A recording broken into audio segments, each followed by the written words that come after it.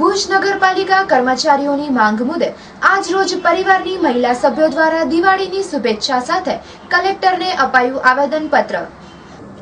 ભુજના નગરપાલિકાના કર્મચારીઓની માંગ અર્થે આજ રોજ 18 દિવસથી ઉપવાસ પર બેઠેલા હરીશભાઈની તબિયત નાદુરસ્ત છે, છતાં તંત્રને આજ દિન સુધી આ લોકોની કંઈ જ પડી નથી, જેથી આજ રોજ આ કર્મચારીઓના પરિવારની મહિલાઓ દ્વારા આ મુદ્દે દિવાળીની શુભકામના સાથે કલેક્ટર કચેરીએ આવેદનપત્ર આપીને રજૂઆતો કરાઈ હતી।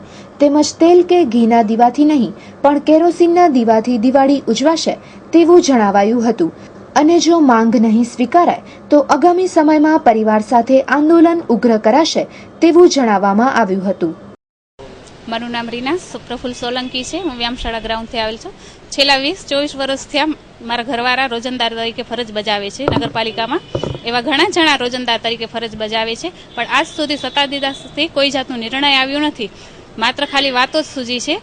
કેટલી વાર તો આમરણ ઉપવાસમાં ઉતર્યા છે, 4 થી 5 વાર સમાધાન પણ થયું છે અને ત્યાં સુધી ખાલી વાત જ થઈ છે કે નિયામક સુધી વાત પહોંચાડી છે, નિયામક સુધી, પણ હજી સુધી કોઈ જાતની દરખાસ્ત પહોંચાડેલી નથી। ને આજ કેટલા સમયથી 18 દિવસ થશે અમારે અહીંયા કરીને હરીશ મીઠુભાઈ પ્રમુખ ઉતર્યા છે, તોય પણ એને કોઈ નિર્ણય સરખું જવાબ નથી આપતા। કોઈ હજી સુધી વાત જ કરે છે। હાલત ખરાબ છે અત્યારે એમની, સમજે ને। આજથી અમે હવે બધી મહિલાઓ પણ વિચાર્યું છે કે અમે પણ સાથે આંદોલનમાં ઉતરશું અને બાયડી છોકરા શીખે અમે બધી આંદોલનમાં ઉતરશું, સમજે। હજુ અમારા છોકરાઓનું ભવિષ્ય બગડે છે આનાથી। અમારી છોકરીઓ ભણી નથી શકતી, અત્યાર સુધી સારું શિક્ષણ નથી દઈ શકતા અમે આના કારણે, પણ સાહેબ તો હજી સુધી વાત જ કરે છે કે અમે કાર્યવાહી ચાલુ છે, કાર્યવાહી ચાલુ છે। અત્યારે કેટલા 30 વર્ષથી અમને ખાલી એ જ જવાબ મળ્યું છે કે કાર્યવાહી ચાલુ છે, પણ ક્યાં સુધી કાર્યવાહી ચાલુ છે, સમજે।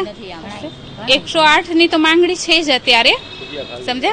108 ની જગ્યા ખાલી છે અને 108 ની માંગણી કરી છે, તે છતાંય અમને સરખું જવાબ નથી આપતા।